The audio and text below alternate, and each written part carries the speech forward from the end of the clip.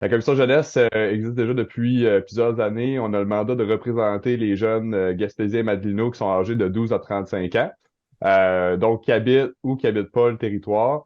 On a aussi dans nos principaux mandats d'être à l'écoute des jeunes, de valoriser l'implication citoyenne notamment.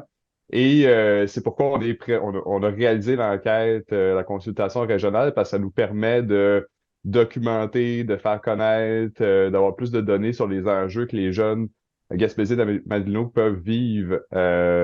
Donc, nous, c'est un de nos principaux outils pour justement transmettre ça puis être un peu plus à l'écoute des jeunes. Cette consultation-là, comment le processus, comment ça s'est déroulé? On a été à deux étapes. Dans le fond, l'enquête, la consultation régionale a été lancée au printemps dernier, sur un petit peu plus OK. qu'un mois. C'est une enquête qui s'est déroulée en ligne. Donc, les jeunes étaient invités à aller répondre à un questionnaire de plusieurs thématiques, plusieurs questions. Ça faisait près de 100 questions sur des thématiques comme le logement, les services de garde, l'environnement, la démographie, le retour en région. Bref, un ensemble de thématiques qu'on sait qui touchent les jeunes plus directement. Et les jeunes nous ont transmis ces réponses-là. On a eu plus de 1000 répondants. Et la consultation de 2023, c'était quoi la priorité des jeunes?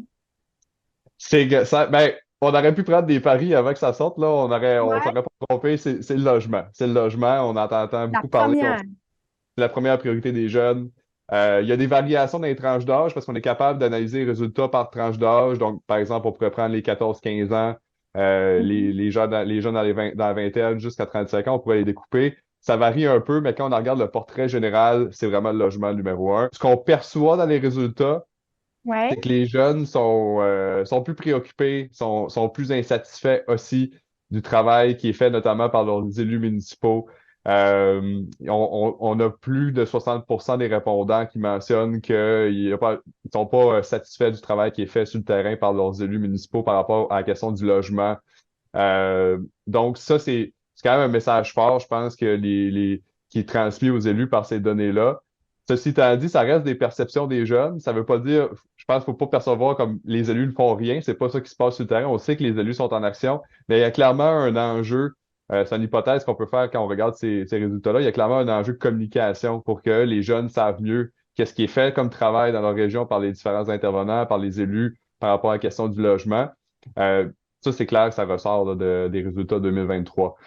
La deuxième priorité, ça, c'est la grande surprise, je dirais, de la consultation 2023, c'est la santé mentale. C'était même pas, pour vous donner une idée, là, c'était même pas dans Ouais. le top 10 des priorités en 2020, à 2018. C'était pas ressorti du tout dans la dernière enquête. Cette année, OK. c'est dans l'ensemble des tranches d'âge, la santé mentale est vraiment indiquée comme une des principales priorités.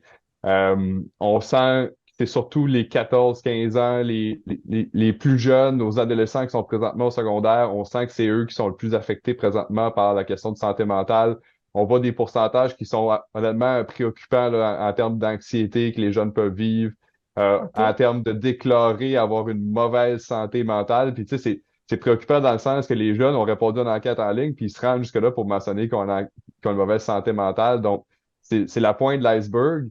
Euh, on est autour tu sais, des 15%, 20% des jeunes qui mentionnent qu'ils n'ont pas une bonne santé mentale. Euh, donc, ça, c'est sûr que nous, quand on a vu ces données-là, ça nous a préoccupés. Si on retourne à celle de 2018, Oui, c'était quoi les différences avec celle d'aujourd'hui qu'on a eue en 2023? je me rappelle, moi, ça m'avait frappé, mais l'entourage des jeunes était encore assez négative là, par rapport à retourner en région ou trouver un emploi. OK. Ça, les jeunes le mentionnaient beaucoup dans l'enquête de 2018. Puis, c'est comme intimement relié, mais il y avait aussi la notion de trouver un emploi.